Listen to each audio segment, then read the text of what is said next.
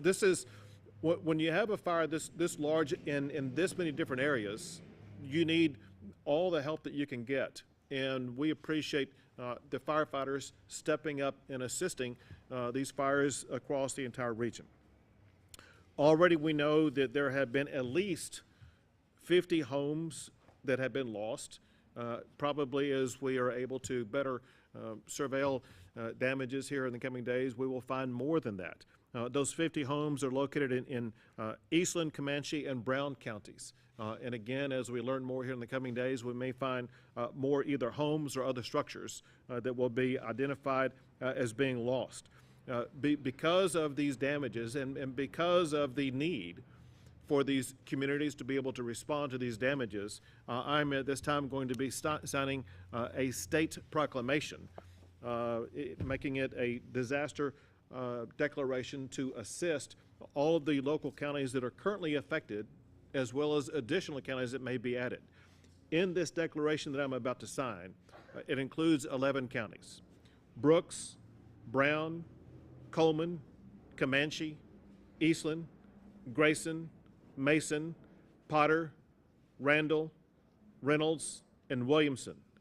And again, based upon what happens with the fires, we may need to add to that, which we will do if other counties are affected.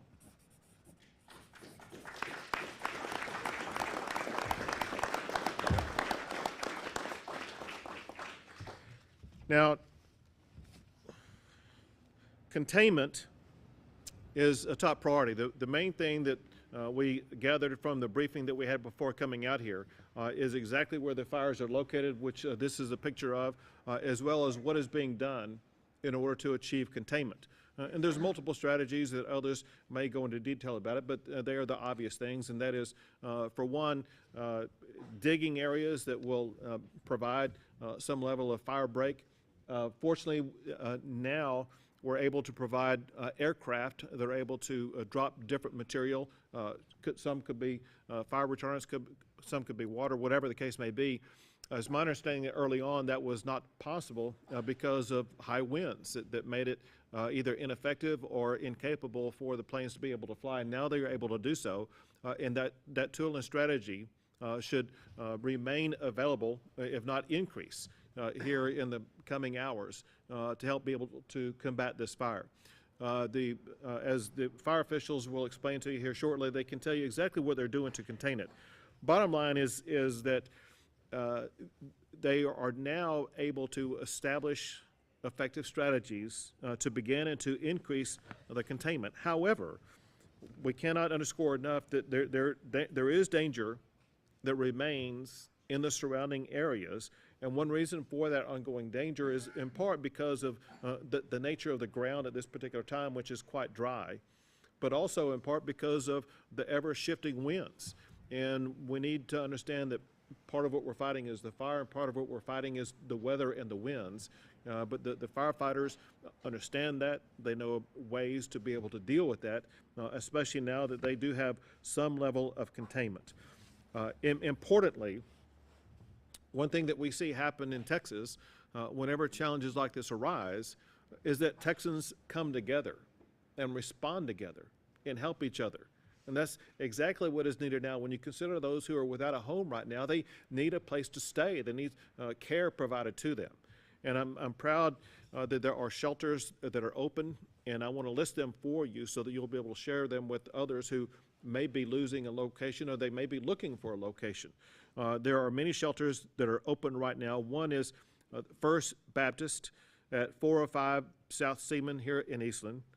Another is River of Life Church, which is at 1247 East Main in Eastland. Another is the Myrtle Wilkes Community Center at 1498 I-20 in Cisco, Texas. And then another one that's opening up is Gorman Community Center, 118 South Kent in Gorman, Texas. There's also a location where all the volunteer organizations are working together, organizations like the Red Cross, for example. At this location I'm about to tell you about is also where people would go if they are seeking to sign up for relief that they could be able to receive from either the federal government or the state government or local government agencies. and this is found at Siebert Elementary, which is at, I have, what's that address? 100 Little Meadow? Little Maverick Trail. 100 Little Maverick Trail in Eastland. So the Siebert Elementary at 100 Little Maverick Trail in Eastland is where those folks are located. Also important when we're dealing with fires in rural areas like this is what's happening to all the animals and all the ranches around the entire area. And so there is a location for that where hay and feed can be obtained, or the resources can be obtained, or people may actually need to deliver animals to this location. It's at the Cattle Exchange at 9009 I-20 in Olden, Texas. And I think that's all I have at this particular time. I do want to express my gratitude once again for all of the officials who are working together, but most importantly, for the people who are standing behind the cameras, the residents and people in the area who've been, whose lives have been disrupted, who are working around the clock to save their homes, save their property, save their friends, and put families first and put lives first, which is most important, and then protecting property. At this time, I'd like to call on the Eastland County Judge to share more information about what's going on, and then we'll have others provide additional information. Well, thank you, Governor Abbott, and I very much appreciate you being here today. Thank you, everyone. Thank you for helping us push our message out. I can't say enough about our local responders, fire, law, and EMS, volunteers, mainly for fire departments, did an absolutely amazing job last night in containing the fire as well as we could. We did lose a lot of Carbon, Texas, as those of you that have been down there have seen. It's devastating. And then the area between Carbon and Gorman looks like it did when I was a kid. It was just all peanut land. The vegetation's gone. It looks like some kind of lunar landscape. It's just an amazing amount of devastation. But because of our first responders calling out and being available and doing what they always do, both local and state, we're able to get a handle on this. If the weather would cooperate, we can get things put out. As Governor Abbott said, we did not have the right kind of wind speed yesterday to get the aircraft up and going. They were out some today helping. What we really need is about a good 6-inch rain, and followed by another good 6-inch rain. But I want to thank everyone for being here today. With that, I'll turn it back over to you, Governor. Thank you very much. Thank you, Judge. And next, I'd like to call up Fire Chief Williamson to tell you more about what's going on from his perspective. First of all, I would just like to say thank you to all the resources the state that came in and helped. Our local resources are taxed, we're fatigued, and we're spread thin, and the state has come in and shored us up, and we just can't thank them enough. I want to take the opportunity to thank Governor Abbott for his display, for his compassion for our community and our area by making a presence here today. One other thing, I'd like to thank the community. The donations and the support is overwhelming, and it doesn't go unnoticed. We thank you so much for that, and it's truly appreciated. So we are working diligently. We have crews out right now to capture the containment, and working to try to prioritize your needs and respond to those areas. So we are listening and trying to be a support to you guys back as you've supported us. One message that I would like to exaggerate and express is that we are not out of danger yet for our high hazard fire risk. So we just ask that the community take real sincere caution in your outdoor activities and practice fire safety and just help us help you by being safe and cautious. Thank you. Thank you, Chief.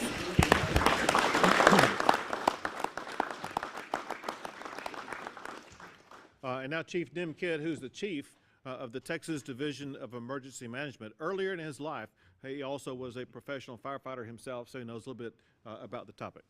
Thank you, Governor. I want to echo the governor's thoughts for the family of Barbara Finley. She will be missed. She was a great servant, and thank you for that.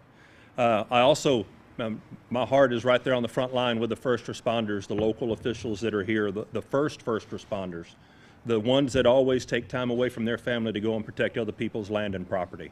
And so I'm grateful for them. Many of them are still out on the line. Many of them have not slept and have not had time to even go back and check on their own homes, and that's why we will continue to bring resources in here to stabilize their efforts and backfill their efforts as long as we can. Governor, you know we do this in a lot of different places across the state. I can't think of any place off the top of my head right now that we have come into that was set up and run as good as this community, and the men and their agencies standing behind us have taken care of this community.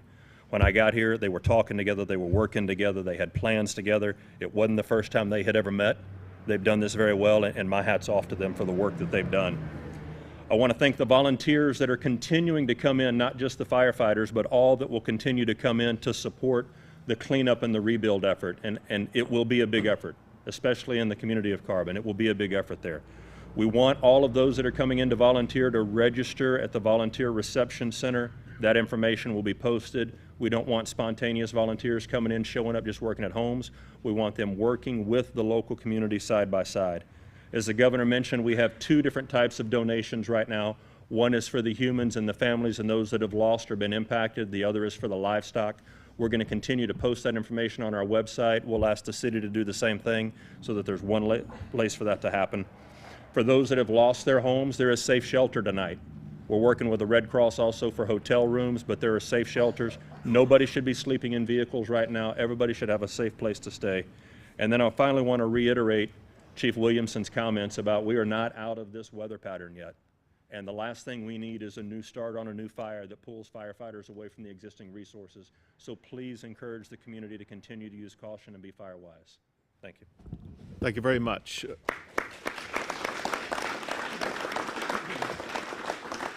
We'll be happy to address your questions.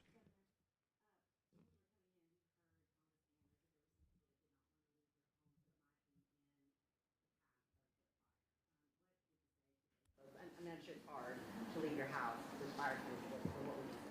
Sure, and I'm going to have others answer this also. However, I do want to emphasize, having dealt with multiple catastrophes of different kinds, whether it be hurricanes, fires, tornadoes, whatever the case may be, the most important thing you have is your life.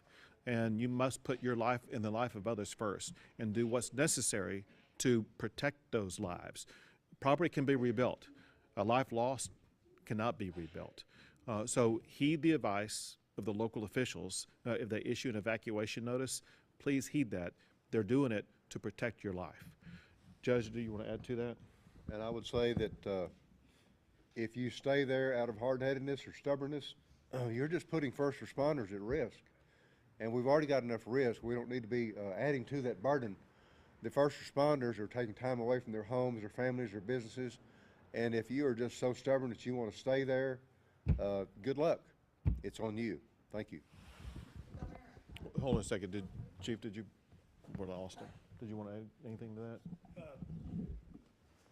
The only thing I would add to that, I just want to exaggerate the point that Judge Fields made, is that we have seen patterns where people have chose to stay. As the fire has become more of an imminent danger, they change their mind, and that is where we're significantly putting first responders at risk because we are making the efforts to resolve your problem and withdraw you from those danger areas. So I'll come to you, but let me add this. This is very important. And as we discussed in a meeting before coming out here, there were changes in the winds overnight, and the changes of the winds causes the fire to go in different directions. You don't know where the fire is going to be headed an hour from now or 10 hours from now.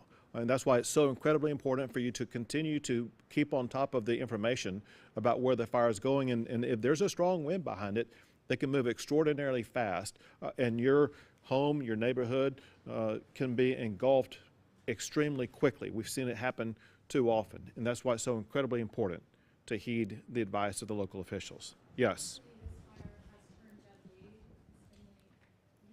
Has anyone else been injured? Or are there injuries in this fire? Are people in the hospital? Well, we did have two that were evacuated with the ambulance last night. I don't have an update on where they or how they are, but they did come from the city of Carbon. There was a sweep done earlier today through the city of Carbon, and I think, Sheriff, nothing turned up on that sweep. We have not found anything yet. Another sweep's going to be done later with canines, a more intensive sweep. So far, we haven't found anybody else that's missing, besides, of course, Sergeant Finley this morning. And beyond that, we are trying to keep everybody as safe as possible. But I would advise you not to go back into the area down there unless you are a resident of Carbon. Don't go down there. Late last night, it was contained at 0%. How critical is that aviation, the aviation help today in getting it from 0% late tonight to just, middle of the day today to 10% contained? Sure. So the aviation is extremely critical on large fires in a small region. The state has ground resources that go in and build fire breaks, but without aviation to slow that spread, it takes the time to get around it and see that containment. So having the aviation on the fire today has been extremely critical to not have the growth like we did yesterday across the fire area. Governor, you have many residents who are immigrants in these affected areas. Many of them doesn't have papers. They are worried. I've talked to many of them. They are worried that they're not going to have or they're not going to receive the same help that the other. What can you tell them? And whenever people go to these different locations that are providing assistance, no one asks about any status like that. They're there to help the people who are in need. Next question. Governor, which densely populated areas right now are in the most danger? That would be most appropriate for these folks to answer. So currently the two communities that are at risk would be Rising Star. That is currently threatened. Not directly, we do have forward progress stop, but there is still a risk of that community. The other would be on the Kid Fire. I apologize, I'm dropping the name of the community. Gorman, thank you. Gorman, we did impact that community last night at about 4 a.m. We did not lose any homes there, but throughout the day we've continued to impact it, and we still have resources there. Do you want to add to that? All right. Will we see any additional recognition for Deputy Finley, flags at half staff? So flags are ordered to fly at half staff already, but there will be additional recognition at the appropriate time. Two more questions? How long can you, the state, or local officials sustain the current resources before it really becomes a problem? So resource-wise, the state is able to provide more than resources than will be demanded by this fire event. And we will continue to provide those resources to local officials as they need them.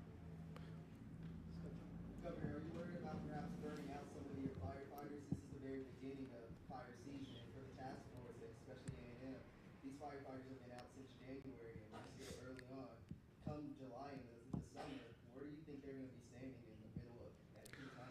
Well, one good thing about Texas is because of the size and the mentality of the people in our state, there are so many firefighters and others who are volunteering to step up to aid those who are working 24/7 right now. And we know they have the capability, the professionalism to, on a moment's notice, come to some place like Eastland and make sure that they're going to be protected. One thing that we did discuss in the room before coming out is there was the ground situation that would be such that it would potentially lead to a fire. One thing that would resolve it would be rains that typically come with the springtime. The hope was the spring rains would arrive before the fires did. That did not work out. My point, however, is that there is the anticipation of spring rains coming that should lessen the possibility for future fires, at least in the short term. Great, thank you. Thank you all very much.